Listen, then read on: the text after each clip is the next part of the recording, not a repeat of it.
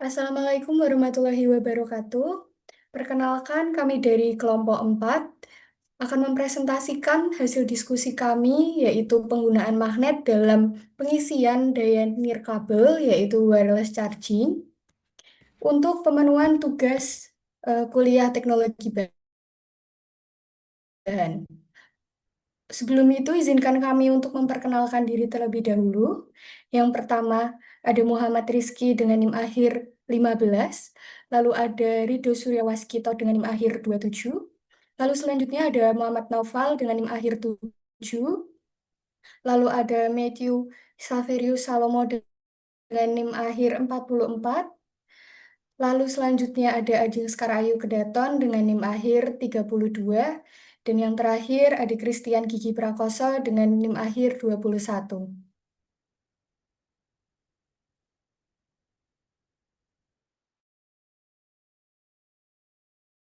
Jadi kemajuan teknologi menuntut wireless charging menjadi salah satu solusi inovatif yang memanfaatkan medan magnet sebagai medium transfer energi tanpa kabel. Teknologi ini banyak digunakan dalam berbagai perangkat elektronik pada zaman ini.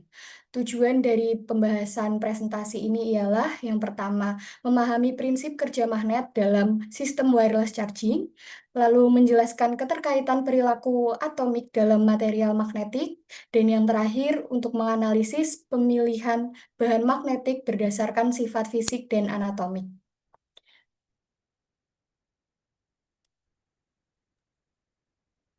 Kemudian untuk poin yang pertama yaitu dasar teori wireless charging. Sebelum memasuki inti materi, ada baiknya kita mengetahui lebih dahulu. Apa sih itu wireless charging? Jadi konsep dasar pertama kali dikembangkan oleh Nikola Tesla pada akhir abad ke-19 melalui eksperimen Tesla Coil yang menunjukkan bahwa listrik dapat ditransmisikan melalui udara menggunakan gelombang elektromagnetik. Meskipun saat itu belum dikomersialkan secara luas, prinsip Tesla menjadi dasar bagi teknologi modern seperti Pure Wireless Charging dan Wireless Power Transfer atau WPT pada kendaraan listrik. Apa sih itu wireless charging? Wireless charging atau pengisian daya nirkabel adalah metode mentransfer energi listrik dari sumber daya ke perangkat elektronik tanpa menggunakan kabel konduktif secara langsung. Memanfaatkan induksi elektromagnetik untuk mentransfer energi dari pengisi atau transmitter ke perangkat penerima atau receiver. Teknologi ini memungkinkan pengisian daya hanya dengan meletakkan perangkat di atas atau dekat permukaan pengisi daya. Wireless charging mengurangi ketergantungan pada port fisik sehingga mengurangi keausan konektor dan meningkatkan ketahanan terhadap air dan debu. Kemudian jenis-jenis wireless charging. Yang pertama, inductive charging. Inductive charging menggunakan dua kumparan berjarak dengan sangat dekat, yaitu kurang dari 10 mm. Kemudian, inductive charging digunakan dalam smartphone, smartwatch, dan perangkat kecil lainnya. Inductive charging juga memiliki efisiensi tinggi, tapi sangat sensitif terhadap posisi. Kemudian jenis yang kedua yaitu resonansi charging. Resonance charging menggunakan resonansi frekuensi untuk mentransfer energi pada jarak lebih jauh, bisa sampai puluhan sentimeter. Kemudian kumparan pemancar dan penerima diatur agar memiliki frekuensi resonansi yang sama untuk meningkatkan efisiensi meskipun tidak sejajar sempurna. Resonansi charging ini cocok digunakan untuk perangkat rumah tangga, alat medis, hingga kendaraan listrik. Kemudian jenis yang ketiga yaitu radio frekuensi atau RF charging. RF charging menggunakan gelombang elektromagnetik frekuensi tinggi atau RF yang disalurkan melalui udara. Dapat mentransfer daya dalam jarak meter namun dengan daya sangat kecil, yaitu mikrowatt sampai miliwatt. RF charging ini cocok digunakan untuk sensor IoT, perangkat wearable berdaya rendah, dan lain-lain.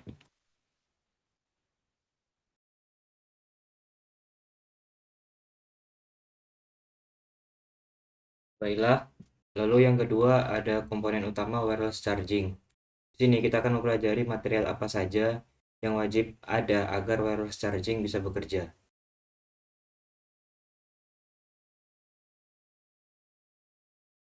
Yang pertama ada komponen kumparan.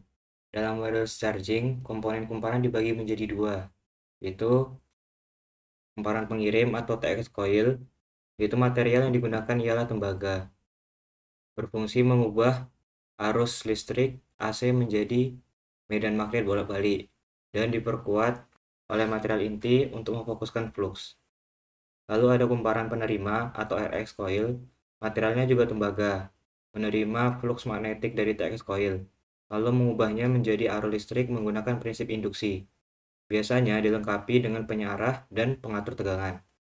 Alasan penggunaan tembaga yang sangat cocok sebagai kumparan ialah karena konduktivitasnya yang tinggi, yaitu sekitar 58 milisecond per meter.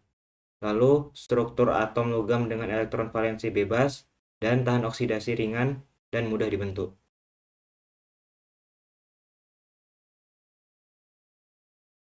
Lalu, ada material magnetik inti atau biasa disebut core, berfungsi mengarahkan medan magnet dengan dan meminimalkan rugi-rugi flux. Umumnya menggunakan bahan ferrit karena permeabilitas magnetnya lebih tinggi dan tidak konduktif listrik.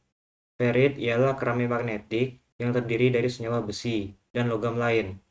Struktur kristal spinel memungkinkan sifat magnetik lunak. Digunakan untuk memfokuskan medan magnet dan meminimalkan kebocoran medan. Sangat penting untuk efisiensi sistem secara keseluruhan.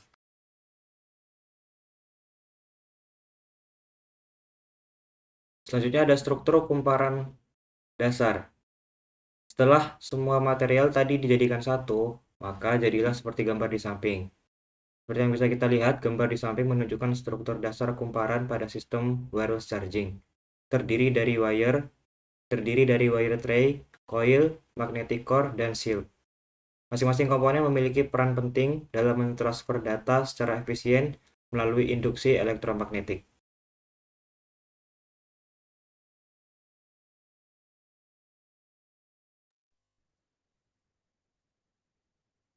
Nah, kemudian untuk poin yang ketiga ada cara kerja wireless charging secara menyeluruh. Di sini kita akan mempelajari secara umum bagaimana wireless charging bekerja dengan memanfaatkan sifat magnetnya. Wireless charging bekerja berdasarkan prinsip induksi elektromagnetik, di mana arus listrik bolak-balik atau AC mengalir melalui kumparan pengirim atau TX coil dan menghasilkan medan magnet bolak-balik di sekitarnya. Kemudian, ketika perangkat seperti smartphone diletakkan di atas pengisi daya, kumparan penerima atau RX coil di dalam perangkat akan berada dalam jangkauan medan magnet tersebut. Sesuai dengan hukum Faraday, di mana perubahan medan magnet yang melewati RX coil akan menginduksi tegangan listrik di dalamnya, sehingga arus listrik pun mengalir.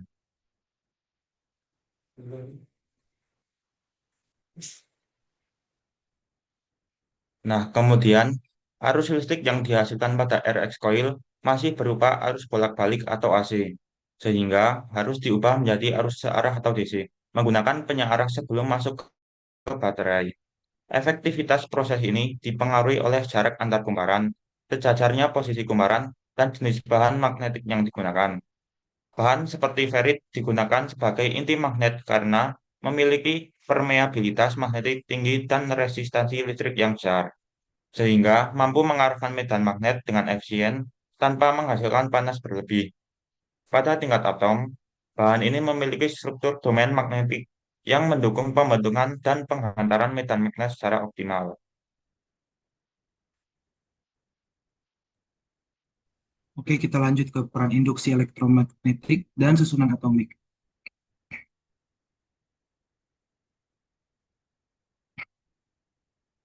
Hukum induksi Faraday. Jadi induksi elektromagnetik itu adalah proses di mana medan magnet yang berubah memicu pergerakan elektron dan menghasilkan arus listrik dalam konduktor.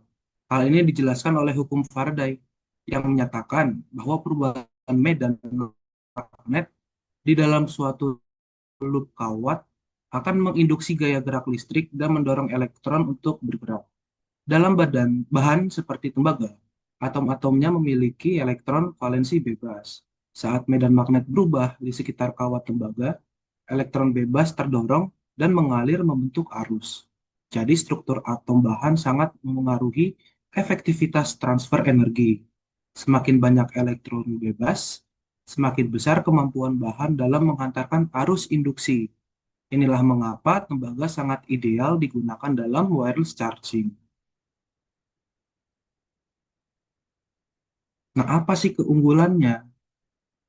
Nah, keunggulannya itu adalah yang pertama, tanpa kabel fisik yang berarti lebih praktis dan juga aman. Lalu, minim keausan fisik. Ketiga, bisa dirancang tahan air dan debu. Yang terakhir, aman terhadap lonjakan arus. Dari sekian keunggulan, wireless ini masih memiliki kekurangan. Yang pertama itu, efisiensinya lebih rendah dibandingkan kabel. Pengisian juga lebih lambat, dan jarak antara transmitter dan receiver itu terbatas.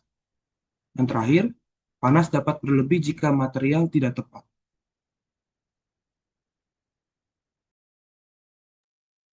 Selanjutnya, poin yang keenam, pengaplikasian lain wireless charging.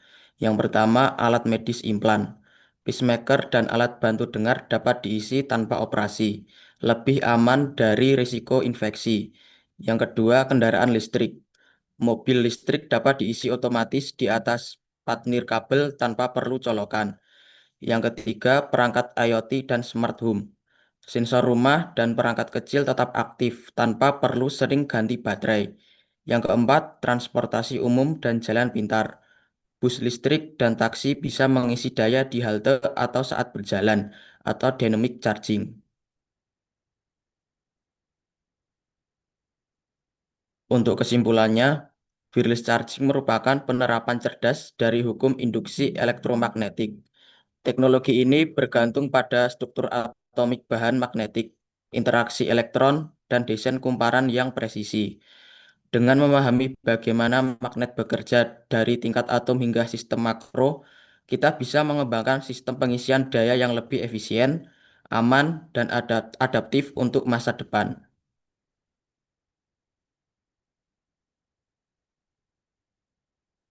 Terima kasih. Sekian presentasi dari kelompok kami. Wassalamualaikum warahmatullahi wabarakatuh.